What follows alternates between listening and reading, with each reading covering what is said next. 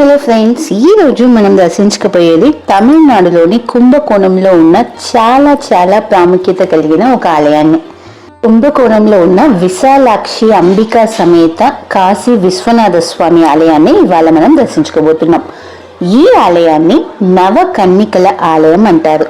అంటే నవకన్నికలైన 9 నదుల్ని పరమేశ్వరుడు మహామహం కోనేరులో స్నానం చేయడానికి తీసుకురావడం జరిగిన క్షేత్రం ఇది.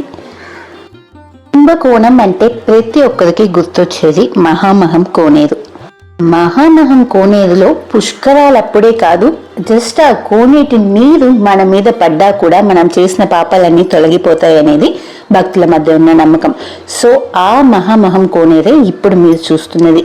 ఈ కోనేరుకి పక్కనే ఉంటుంది ఇవాళ మనం దర్శించుకోబోయే కాశీ విశ్వనాథ స్వామి యొక్క ఆలయం.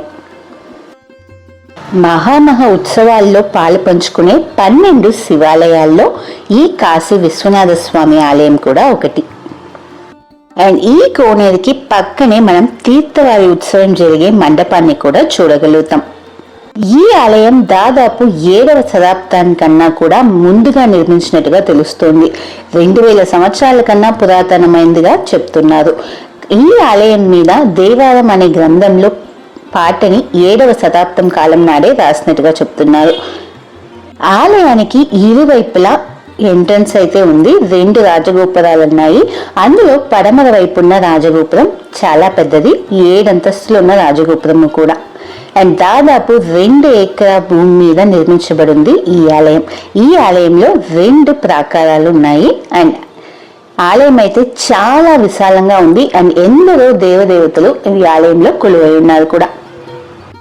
అండ్ మోస్ట్లీ మనం అందరూ కూడా పునీత నదుల్లో స్నానం చేస్తే మనం చేసిన పాపాలు తొలగిపోతాయని నమ్ముతాం. ఇంకా గంగా, యమున, నర్మదా, సరస్వతి, కావేరి, గోదావరి, కృష్ణ, తుంగభద్ర, సరయు ఈ నదులంటే మనం ఎంతో పునీతంగా భావిస్తాం. ఇంకా అక్కడికి వెళ్ళినప్పుడు స్నానం చేయడం కానీ, ఇంకా తల మీద నీళ్లు చల్లుకోవడం కానీ ఇటువంటివి ఖచ్చితంగా చేస్తాం కూడా. ఇంకా ఆ నదుల్లో పుష్కరాలు వచ్చినప్పుడు ఎంతో మంది కోట్లాది భక్తులు వాటిల్లో స్నానం చేసి పాపాలన్నీ తొలగిపోవాలని కూడా కోరుకుంటూ ఉంటారు. సో అలా వెళ్ళి ప్రతి ఒక్కరు వాళ్ళ యొక్క పాపాలని ఆ నదిలో వదిలడం అనేది ఎప్పుడు జరుగుతున్నవే. సో ఈ నదులన్నీ కూడా చాలా బరువైపోయాయంట. అండ్ ఈ 9 నదులు కూడా అందరి పాపాలని మోస్తూ ఎప్పటికీ వాళ్ళ పాపాలని వీళ్ళు తగ్గించుకునే మార్గమే లేకుండా వాళ్ళల్లోనే మోయడం వల్ల చాలా బరువుగా ఫీల్ అయ్యారంట. సో ఈ 9 నదులు నవకన్నికలుగా కాశీకి వెళ్ళి అక్కడున్న విశ్వనాథ స్వామి దగ్గర మొదలుపెట్టుకున్నారంట. స్వామి, అందరి పాపాలని మేము కడుగుతున్నాము, కానీ అందరి పాపాలు మాలో చేరి మేము చాలా బరువైపోయి అన్ని పాపాలని మోస్తూ తిరుగుతున్నాము. సో మాకు విమోచనం ఏంటి స్వామి అని చెప్పి అడిగారంట. అప్పుడు పరమేశ్వరుడు కాశీ విశ్వనాథుడు మహామహం కోనేరు అనేది కుంభకోణంలో ఉంది, అక్కడికి వెళ్ళి మీరు స్నానం చేయండి అని చెప్పి ఉపదేశించారంట. ఇంకా స్వామివారు చెప్పినట్టుగానే గంగా, యమున, నర్మదా, సరస్వతి, కావేరి, గోదావరి, కృష్ణ, తుంగభద్ర, సరయు నదులు నవకన్నికలుగా మారి కుంభకోణం వచ్చి ఇక్కడున్న మహామహం కోనేరులో స్నానం చేశారు. ఇంకా వాళ్ళు స్నానం చేసినంత మాత్రంలోనే వాళ్ళ పాపాలన్నీ కూడా తొలగిపోయాయంట. ఇక్కడ నవకన్నికలు స్వామివారికి చేసిన పూజలు, సేవలకి స్వామివారు అమ్మవారు దయతాల్చి కాశీ నుంచి ఇక్కడికి వచ్చి వాళ్ళ పాపాలన్నిటినీ తొలగించేశారంట. సో వాళ్ళ పాపాలు పోయిన తర్వాత నవకన్నికలు కూడా స్వామివారి దగ్గర వేడుకున్నారంట. ఇక్కడ ఈ ప్రాంతంలో మీరు కొలువయ్యి వచ్చే భక్తజనులందరి పాపాలని కూడా పోగొట్టాలి స్వామి అని. సో వాళ్ళకి మాటిచ్చారంట. అండ్ వాళ్ళకి మాటిచ్చిన ప్రకారమే ఇప్పటి వరకు అమ్మవారు స్వామివారు కూడా ఈ ఆలయంలో కొలువయ్యి ఇక్కడికి వచ్చే ప్రతి ఒక్క భక్తుడి పాపాలన్నిటినీ కూడా తొలగిస్తూ ఉన్నారు ఇప్పటి వరకు కూడా.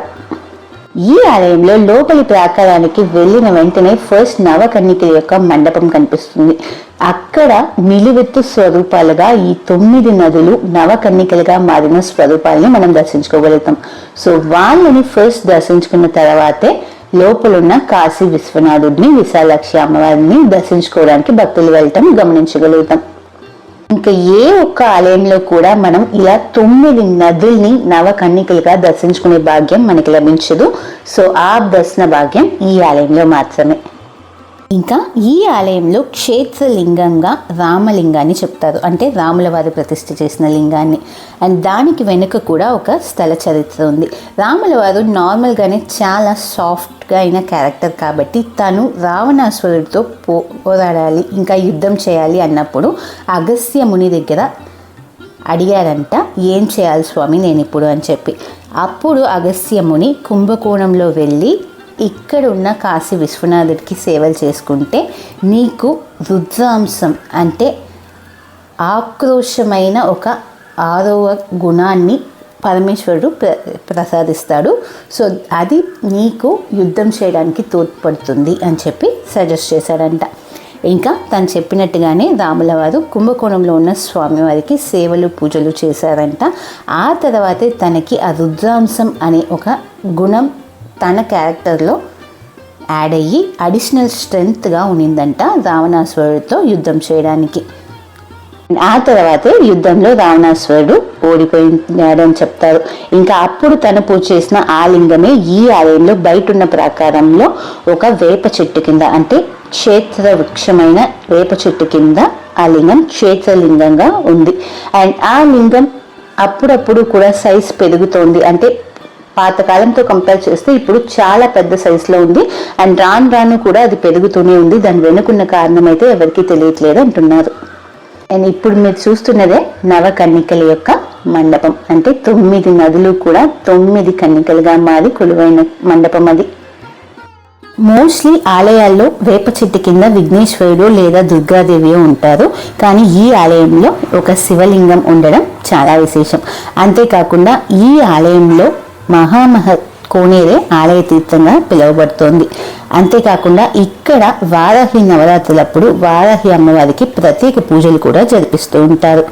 ఇంకా ఈ ఆలయంలో చండికేశ్వరుడిని చూసినట్టుగా దుర్గాదేవి యొక్క శిలాస్వరూపం ఉండడం చాలా విశేషం. మిగతా ఆలయాల్లో కూడా మనం ఇటువంటి ఒక స్వరూపాన్ని కానీ పొజిషన్ కానీ ఎక్కడా చూడలేము. అండ్ ఇంకా ఆలయంలో దక్షిణామూర్తి, భైరవుడు, విఘ్నేశ్వరుడు, బాలసుబ్రహ్మణ్య స్వామి, ఆంజనేయుడు, జ్యేష్ఠాదేవి, మహిషాసురమర్దిని వీళ్ళందరినీ కూడా దర్శించుకోగలుగుతాం. ఆడవారికి ఉన్న ప్యూబర్టీ ఇష్యూస్ కానీ, లేదా సంతానంలో కలిగే ఇబ్బందులు, లేదా మ్యారేజెస్లో ఉండే డిలేస్, ఇవన్నీ కూడా తొలగిపోవాలి అండ్ వాటి నుంచి విమోచనం కలగాలి అనుకునే వాళ్ళు ప్రతి ఒక్కరూ కూడా ఈ ఆలయానికి వచ్చి నవకన్నికలకి 16 రోజులు 16 శుక్రవారాలు కంటిన్యూస్గా పూజలు చేయడం, మొక్కులు పెట్టుకోవడం అనేది ఎక్కువ గమనించగలుగుతాము. అండ్ ఆ తర్వాత ఈ పూజలన్నీ చేసిన తర్వాత వాళ్ళకి తొందరగా వాళ్ళ ప్రాబ్లమ్స్ అన్నీ సాల్వ్ అయ్యాయి అని కూడా చాలామంది చెప్పడం గమనించాము. కుంభకోణంలో ఉన్న ప్రతి ఒక్క ఆలయము కూడా విశేషమైనదే, చాలా ప్రత్యేకమైనదే. అండ్ ఈ ఆలయం అందులో చాలా చాలా స్పెసిఫిక్ వన్ అని చెప్పచ్చు. చాలా మంది ఈ ఆలయ తీర్థమైన మహామహం కోనేరుని మాత్రం చూడడానికి కూడా కుంభకోణంకి వెతికి రావడం అనేది జరుగుతుంది. సో ఈసారి మీరు ట్రిప్ ప్లాన్ చేసినట్లయితే తప్పకుండా ఈ ఆలయ దర్శనం, ఇంకా పక్కనే ఉన్న మహామహం కోనేరు దర్శనం కూడా చేసుకోండి. సో ఇది ఫ్రెండ్స్ ఇవాళ మన యాత్ర. అండ్ ఈ వీడియో మీకు నచ్చినట్లయితే తప్పకుండా లైక్ చేయండి. మీరు లైక్ చేయడం వల్లే ఈ వీడియో చాలా మందికి రీచ్ అవుతుంది. సో కావాల్సిన వారికి ఈ వీడియో వెళ్ళి చేయడం మీ చేతుల్లోనే ఉంది. అండ్ మీ ఫ్రెండ్స్కి వీడియో నచ్చుతుంది అనిపిస్తే షేర్ చేయడం అస్సలు మరవకండి. ఇది వరకు మన ఛానల్కి సబ్స్క్రైబ్ చేసుకోకుండా వీడియో చూస్తున్నట్లయితే తక్షణమే సబ్స్క్రైబ్ చేసుకోండి. పక్కనే ఉన్న బెల్ బటన్ని క్లిక్ చేశారంటే మేము వీడియో ఇలా వేస్తే మీకు నోటిఫికేషన్స్ అలా వచ్చేస్తాయి, కాబట్టి ఏ ఒక్క వీడియో కూడా మిస్ కాకుండా చూడగలుగుతారు. సో ఇదే నేను మీకు చెప్పిన క్షేత్రలింగం వేప చెట్టుతో పాటు ఉంది కదా, అండ్ ఈ లింగమే అప్పుడప్పుడు సైజ్ పెరుగుతోందని చెప్తున్నారు. సో ఇది ఫ్రెండ్స్, మరొక వీడియోతో మళ్ళీ మేము ముందుకు వస్తాము. అంతవరకు సెలవు మరి.